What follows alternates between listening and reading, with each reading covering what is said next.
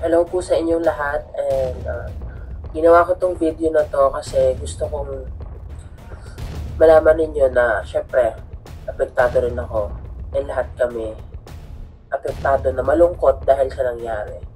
But of course, meron akong gustong sabihin. Hindi ako magpapa-hipokrita. Kailangan ko sabihin to. 5 taon ang naging relasyon ni Marie Fowler sa kapwa-vlogger nito na si Odi, na mas kilalang Papa Odi. Marami na din pinagsamahan ang mag-partner na ito sa loob ng 5 taon. Kaya naman, labis ang pagkalungkot ni Marie nang tuluyan na itong namaalam. Ayon kay Marie ay ipagpapatuloy pa din umano niya ang nabuo nilang pangarap noong magkasama pa sila ni Papa Odi. Dagdag pa nito, hindi umano niya makakalimutan ang 5 taon nilang pinagsamahan. Nagpapasalamat din si Marie Fowler sa ginawang pagdamay sa kanya ng kanyang pamilya. 5 years, Team Maddie. 5 taon ng saya, lungkot, magulo at makulay na buhay kasama ka, Papa Odi. Walang hanggang pasasalamat sa pagmamahal at pagsasamahan nating pinagsaluhan. Isa kang biyaya na binigay sa akin para mahalin ako, intindihin ako at samahan ako sa 5 taon. At ang mahalin ka ang isa sa mga bagay na hindi ko pinagsisisihan. Ang mga alaala mo ay babaunin ko sa araw-araw para matupad ko pa rin ang mga pangarap natin kahit hindi na tayo magkasama. Thank you for always saying that you are my ride or die. For that moment, we may separate ways but my love for you will always be there no matter what. Mamahalin pa rin kita ng walang hanggan at walang katapusan. Ipinapanalangin ko na parehas tayong maghihilom sa mga sakit na naibigay natin sa isa't isa. Naway magsilbing aral sa atin lahat ng pinag-ayaanan natin. Let's heal and grow. Ang pagbitaw ko sa kamay mo ay ang pagyakap ko naman sa aking sarili. Ipagdadasal ko na maging buo akong muli sa pagkikita natin. In God's time, everything will be better. Salamat po sa aking buong pamilya at mga kaibigan. Lalong-lalo na sa mga sumusuporta sa amin. Salamat po sa patuloy na suporta at pagmamahal. Napakahirap at lungkot pero dahil sa inyo, nananatili akong matibay. Sobra kitang mamimiss, lalo na ni Happy. Love, babe, baby, asawa, mahal. Yan ang mga sigaw sa hagdan na lagi kong mamimiss. Isigaw lalo na ang Papa Odi. Paalam, mahal ko.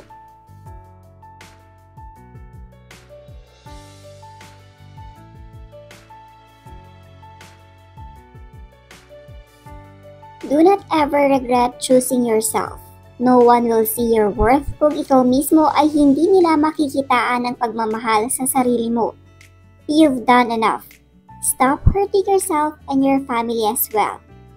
Minsan kasi, sa sobrang focus natin sa mga bagay na gusto natin, we stop looking upon those people who truly love us. Lagi tayo naghahapol sa mga taong nire-neglect tayo at di nakikita ang halaga natin. We tend to forget those people na nandyan para sa atin palagi. Kung nasasaktan ka, mas nasasaktan ang pamilya mo na makita na ginaganyan ka lang ng iba. Always remember this.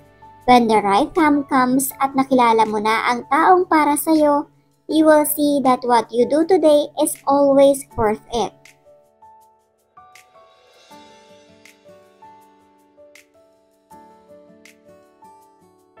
It hurts and it's not easy to process. You're not just saving yourself mentally, but you're also helping to grow up and learn. Hindi po always nandyan ka for him. He should learn by himself. Letting go, it's very important. Love yourself muna. You deserve it po. I've been watching Thora Family reality show recently and I'm getting addicted to it. Why? Kasi it's real.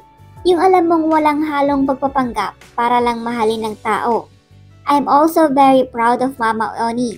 I can really relate. Same talaga kami. Galante sa family, pag family na talaga pinag-uusapan. Especially if it's about my son. Keep it up sa show nyo and I'll be watching supporting you, Thora Family, till the end.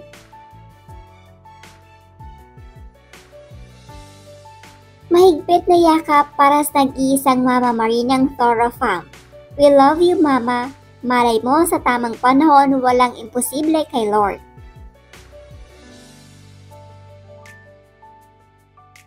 Pinakamahirap at masakit na desisyon, pero kailangan mo, Mama Marie.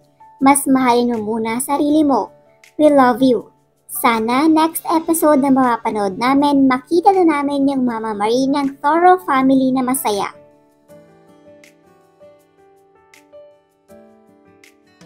Congrats, Mama Marie, for choosing yourself this time.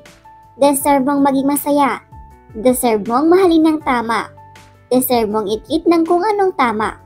Maybe letting go of someone you love is painful, but losing yourself because of that someone is not worth it. This time, you made the right decision, and I'm so proud of you, Mama Marie.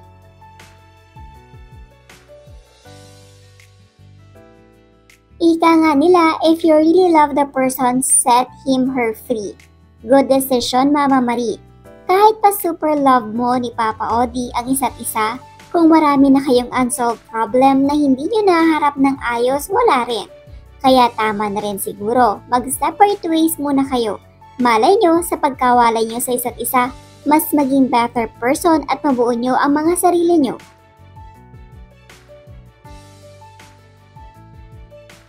Be brave, Mama. Di naman talaga po pwedeng sila na lang palagi pinapabura natin. Kahit nagkakasakit na sila, alam natin sa puso natin na mahal natin sila. Pero Mama, this time we should think for ourselves naman po para maklaim po natin ang peace of mind and the toxic treatment mo na paulit-ulit na lang. Always be reminded of how you build yourself, Mama, and do not let anyone destroy what you made.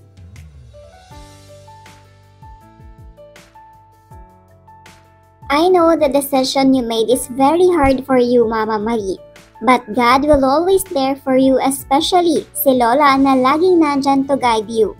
Oni is right. Always remember that your Lola will do everything para mabuhay ka at mabigay yung magandang buhay para sa'yo. Si Lola Miling yung unang taong nasasaktan kung nabubuhay siya kasi nasaktan ka at for her, mas masakit yun. Sometimes we need to give up and let go people in our life. But always do remember na hindi porket bumibitaw tayo ay kahinaan. Minsan, ito yung nagpapatibay sa atin sa mga bagay-bagay.